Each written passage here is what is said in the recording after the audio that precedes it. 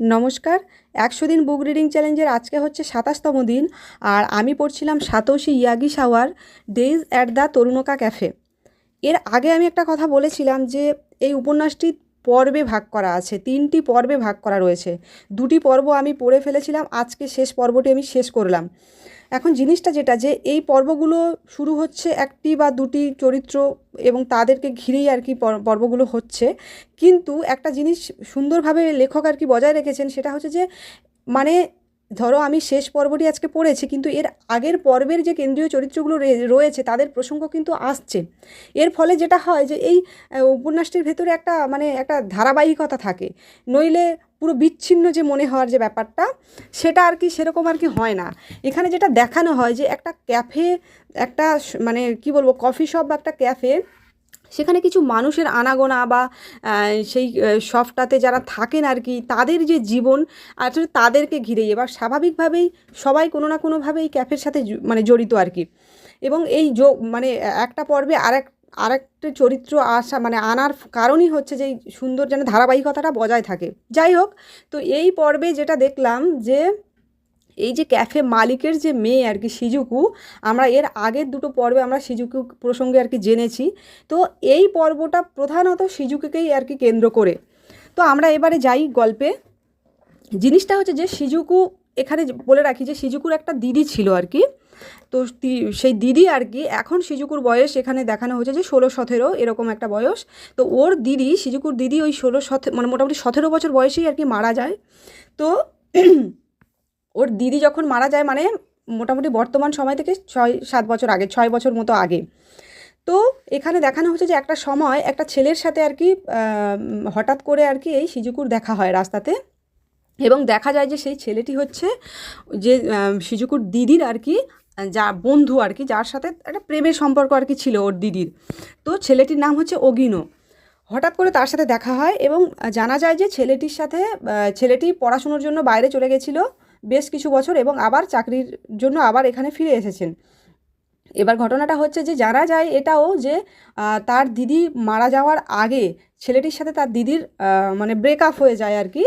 এবং ছেলেটি বলে যে তার দিদি তার সাথে সম্পর্কটা ভাঙে আর কি। তার দিদি বলেছিল যে সে অন্য কাউকে সে পছন্দ করছে, এখন তার ভালো লাগছে, সেই জন্য আমার সাথে সম্পর্ক সে ভেঙে দেয়। যাই হোক, এই পর্যন্ত জানা যায়। এবং তারপর যেটা দেখা যায় যে ধীরে ধীরে এই শিজুকুর এই ছেলেটির প্রতি একটা ভালো লাগা তৈরি হয়, একটা অনুভূতি তৈরি হয়। এবং একটা সময় আসে যখন দেখা যায় যে মেয়েটি বলছে যে সে তার প্রেমে পড়েছে, এরকম একটা অবস্থা। এবং সে তার দিদির যে পোশাক, দিদির যে স্টাইল, সেই জিনিসগুলোকেই আর কি নিজেকে বদলে ফেলে তার দিদির মতো হতে চাইছে, যাতে সেই ছেলেটার মনোযোগ আকর্ষণ করতে পারে। যাই হোক, তো এই জিনিসগুলো সবাই খেয়াল করছিল, তার বাবা বা ক্যাফের আরও যারা আছে, যারা আসে আর কি, প্রতিনিয়ত আসেন। এবং এই মেয়েটির যে বন্ধু, যে কোতা বলে যে ছেলেটির প্রসঙ্গ এসেছিল এর আগে, তো সেই ছেলেটিও কিন্তু এটা খেয়াল করে আর কি। এবং ছেলেটি রেগেও যায় যে সে কেন এরকম করছে। যাই হোক, তারপর একটা সময় আসে যে ওই ছেলেটি বলে, কোতা বলে ওই ছেলেটি বলে এই শিজুকুকে যে তুমি যদি তাকে পছন্দ করো তাহলে তুমি যেমন তেমন থাকো আর কি, তাকে সেভাবেই তোমাকে পছন্দ করতে দাও, তোমার দিদি সাজার কোনো প্রয়োজন নেই। কিন্তু মেয়েটি এই জন্য প্রচুর আর কি রেগে যায়, তার সাথে আর কি ঝগড়া মতো হয় তার বন্ধুর সাথে, এরকম একটা অবস্থা হয়ে যায়। এবং একটা সময় আসে যে মেয়েটি আর কি বাধ্য হয় যে ওই তার দিদির যে আগের যে বন্ধু ছিল আর কি, তাকে জানাতে যে তার প্রতি তার যে অনুভূতি আছে, অগিনোকে আর কি জানাতে। এবার একটা সময় আসে যখন জানানোর জন্য তাকে ফোন করে এবং দেখা করে।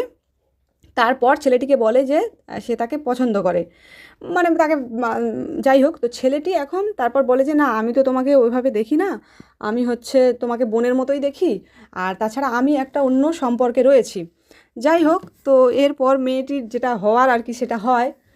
এবার তারপর আবার যেটা দেখা যায় যে সেই পুরনো বন্ধু আর কি কোতা, তার সাথে আবার ফিরে আসার সময় দেখা হয় এবং সে নানাভাবে তার বন্ধুকে আর কি সান্ত্বনা দেয়। এবং যেটা দেখা যায় যে মেয়েটি ভাবে যে তার তার আসলে সত্যিকারের বন্ধু এই ছেলেটি আর কি, কোতা বলে যে ছেলেটি, সেই ছেলেটি। এই শিজুকুর মায়ের প্রসঙ্গ আসে আর কি, যে তার মা আর কি বেশ কিছু বছর হলো তাদের থেকে দূরে থাকে, সেখানে কাজ করেন।